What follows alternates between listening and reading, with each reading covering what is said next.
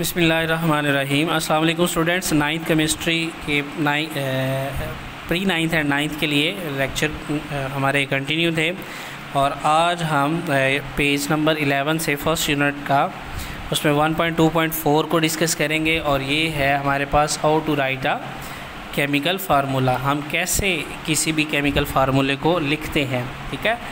तो बेटा compound are represent by chemical formula. जितने भी कंपाउंड्स हैं उन्हें हम केमिकल फार्मूला के थ्रू ही प्रेजेंट करते हैं। As element are present by symbol. जैसे कि हम हाइड्रोजन के लिए H लिखते हैं, कार्बन के लिए C लिखते हैं, नाइट्रोजन के लिए N लिखते हैं, ठीक है, ऑक्सीजन के लिए O लिखते हैं, ठीक है, सोडियम के लिए N।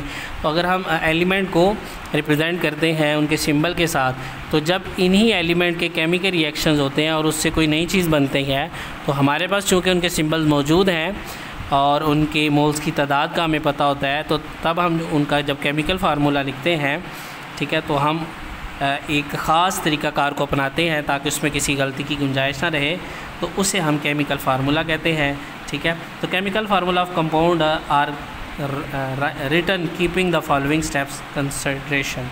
तो नीचे दिए हुए जो पॉइंट्स हैं इनको जहन नशीन करते हुए हम उनको केमिकल फार्मूला को लिखते हैं ताकि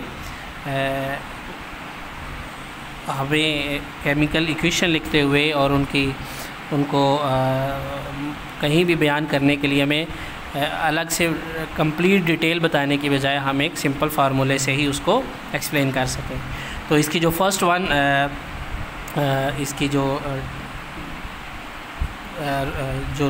इसका जो रूल है वो ये है कि symbol of two elements are written side by side in order to positive ion first and negative ion later. तो सबसे पहले हम कहते हैं कि अगर सिंबल ऑफ टू एलिमेंट्स के सिंबल को हम साइड बाय साइड लिखते हैं, लेकिन पॉजिटिव पहले लिखते हैं और नेगेटिव को बाद में। सेकंड है the valency of each ion is written on the right top corner of its symbol. अगर उसकी कोई वैलेंसी नंबर है, वैलेंसी नंबर बेटा यह है कि उसके आउटर मोस्ट शेल में कितने इलेक्ट्रॉन हैं, उसको उसकी वैलेंसी कहते हैं, ठीक है। तो सिंबल ऑफ Na प्लस का मतलब है कि यहाँ पर अगर कोई 1 2 3 नहीं लिखा तो कुछ नहीं लिखा तो वो 1 है। Ca 1 से ज़्यादा है तो वो 2 है। Cl -1 है तो मतलब -1, माइनस लिखा तो मीन -1 है। O2 माइनस तो O की 2 माइनस है, ठीक है। इसके साथ साथ ये साइड में एक डायग्राम दी है, बड़ी खूबसूरत डायग्राम है जिससे आप और आसानी के साथ इसको समझ सकते हैं कि सिग्निफिकेंस ऑफ केमिकल फार्मूला क्या है। तो हर इस फ्लावर की पेटल में एक डिटेल लिखी है जो कि रिप्रेजेंट करती है कि how to write a chemical formula और इससे हमें क्या क्या चीज़ें पता चलती हैं, ठीक है। तो ऊपर सबसे पहले है it present the name of the substance, for example H2। इससे हमें पता चलता है कि उसका नाम क्या है, उस सब्सटेंस का। H2O से पता चल रहा है कि इसमें हाइड्रोजन है और ऑक्सीजन है और कंपाउंड जो मिलके बना है वो पानी है। It also represent 1 mole of the molecule in the balance chemical equation.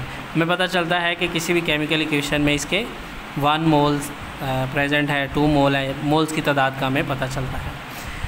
इसके बाद it is in fact 1 molecule or formula unit of the compound. और इससे हमें ये भी पता चलता है कि एक मॉलिक्यूल या फिर फार्मूला यूनिट जो है इस कंपाउंड का, उसके बारे में मालूम हो जाता है जी। तो it indicate the mass of the compound in AMU और ग्राम। तो फिर ये भी बताता है कि उसका एटॉमिक मैस यूनिट कितना है, या फिर उसे हम एटॉमिक मैस यूनिट को ग्राम में बदले तब भी हम उसको कर सकते हैं।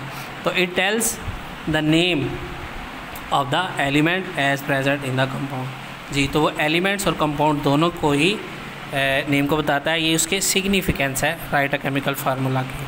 तो अब अभी हमने 2 इसके पॉइंट डिस्कस किए और साथ इस डायग्राम को डिस्कस किया, ठीक है। तो इसको भी याद करें, इंशाल्लाह नेक्स्ट जो है वो इसके बाकी वाले पॉइंट्स के साथ अगले लेक्चर में बात करेंगे, ठीक है।